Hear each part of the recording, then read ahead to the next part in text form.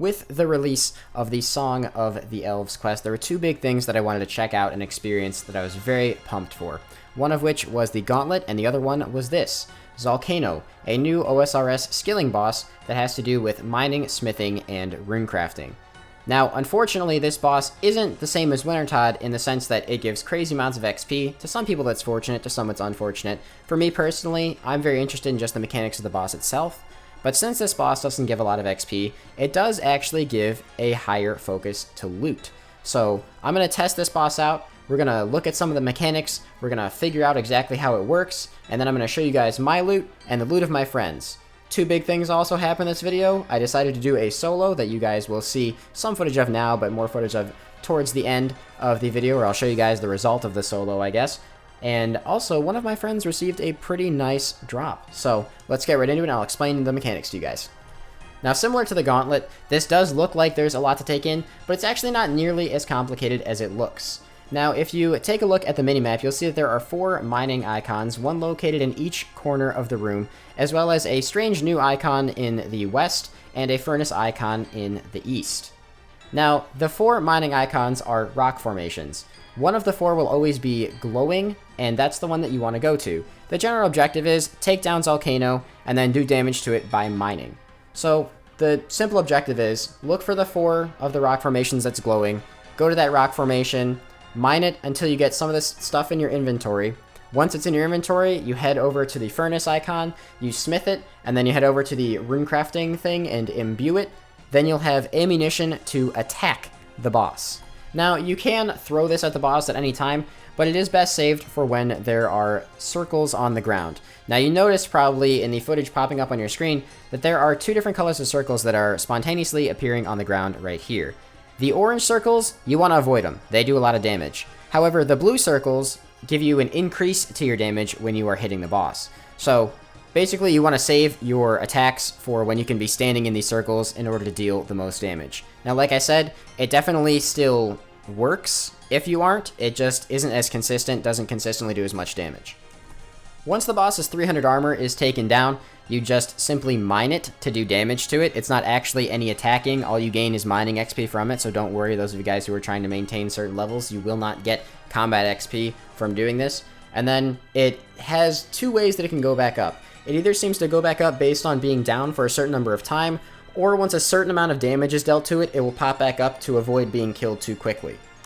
Other than that, it's honestly pretty rinse repeat. It's a very, very simple boss. You just have to avoid a few mechanics. In addition to avoiding those red rings or orange rings that are occasionally popping up on the ground, they do actually drain your run energy in addition to dealing damage to you, so be careful for that. There's also falling rocks that you see right there that'll occasionally come down. You just have to move 1 tile away, very simple. There is some unavoidable damage, but it's very, very minuscule. And then there are 2 other things you have to look out for. The boss will shoot what kind of looks like a fire bolt, like right there, and whenever it hits one of the rock formations, it will explode. So you don't want to stand next to a rock formation when the boss shoots something at it. You do have plenty of time to move out of the way, probably like 3 or 4 seconds, honestly, which is plenty of time to react. However, if the boss does the same style attack to that, if it looks like it's shooting a firebolt somewhere that isn't one of the mining locations, then it's going to be spawning a golem. Now, honestly, if you're on a world that has other people on it, you can pretty much ignore this, and I would definitely recommend doing this on a world that has other people in it, because soloing is definitely not worth your time. But otherwise, you have to kill the golem. It'll give you some extra ammunition if you kill it. If you don't kill the golem, it will heal the boss's armor for about 50. At least that's what it was for me. It might be scaled if there's more people. It's a very simple boss. It really is. It's a very well-designed, easy-to-follow boss. Takes a couple games to get into, but after you do it, you'll be able to sink into the rhythm of it really quickly. Now that I've explained it and you guys have seen in the background, this boss is very, very easy to do solo. I still wouldn't recommend doing it solo, but I'll get more into that later. I'll show you guys the loot that I got and the loot that my friends got. Alright, I just honestly couldn't wait for my friends to get here. I wanted to try this boss out. So I'm here with a bunch of randoms, but there's a lot of them, so let's see what my first loot is. 2 shards and 92 gold ore. You know, that's honestly not terrible. This was less than a 5-minute kill, and that's, what, like 30k or something? That's not bad. We did it! Yay! I got 33 mithril bars, 287 soul runes, and a crystal shard. Let's see it.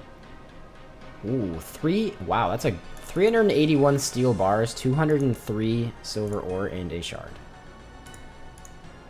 300, that's 133k, what the fuck, that's a lot. My MVP, by the way.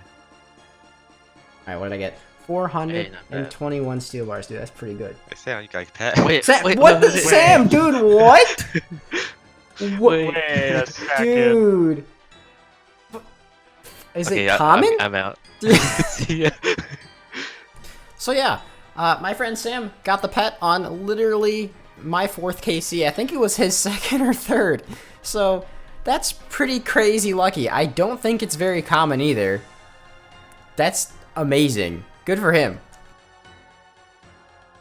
814 mithril ore. Okay. What are we getting? Pet number 2. Let's go, baby. Sam's gonna get a funny feeling like he would have been followed. Got only 100. I only got 100 nature runes that time. Alright, I need a bank real quick. Oh, I got nice. This is actually, like, legitimately fun. Like, I'm actually enjoying this boss a lot. Let's see another pet. Ooh, 25 runite bars. I got 3 crystal shards that time. 2 crystal shards and only 19 uncut sapphires. Yeah, I think it's honestly just random, Kurt. I got 5 uncut dragonstones.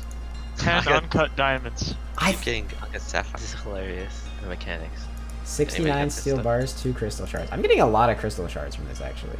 I didn't get a freaking KC. 100.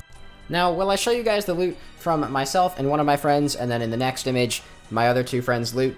You guys are probably noticing that there's a very, very big difference between the loot on the left and the loot on the right. The loot on the left is actually mine, and that's from 14 kills. I actually did 16, it missed 2, and the reason I had so low KC was because of that solo that took 30 minutes. I'll show that in a minute. But there's a big, big difference between these, and some people might just say, oh, it's RNG, which is fully possible, but my friends and I have a theory as to how it works.